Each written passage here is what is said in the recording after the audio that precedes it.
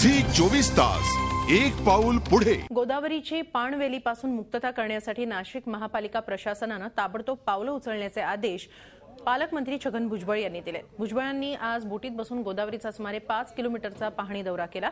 2 दिवसांपूर्वी उड्डाणपुलाचा पाहणी दौरा केल्यानंतर आज बोटीतून गोदावरीची पाहणी केल्याने पालकमंत्र्यांचे दौरे शहरात चर्चेचा विषय ठरतायत। गोदावरीच्या पाण्यात गटारीचं पाणी सोडलं जात असल्याने पाणवेलींची संख्या वाढतीये। शहरात एसटीपी प्लांट कमी असल्याने सांडपाणी थेट गोदापात्रात सोडलं जातंय। भुजबळांनी नदीची पाहणी करून एसटीपी प्रकल्प उभारा अशा सूचनाही दिल्या। भुजबळांच्या दौऱ्यामुळे पाणवेली काढण्याचा मुहूर्त पालिकेला सापडला खरा, पण भुजबळ गेल्यानंतर कर्मचारीही नाहीसे झाले। ते घाण पाणी जे आहे, अर्थात जे लोक वापरत आहेत वेगवेगळ्या कॉलनीमधून, ते पाणी त्याच्यात सोडलेलं आहे। याचा ताबडतोब बंदोबस्त जो आहे महानगरपालिकेने केला पाहिजे।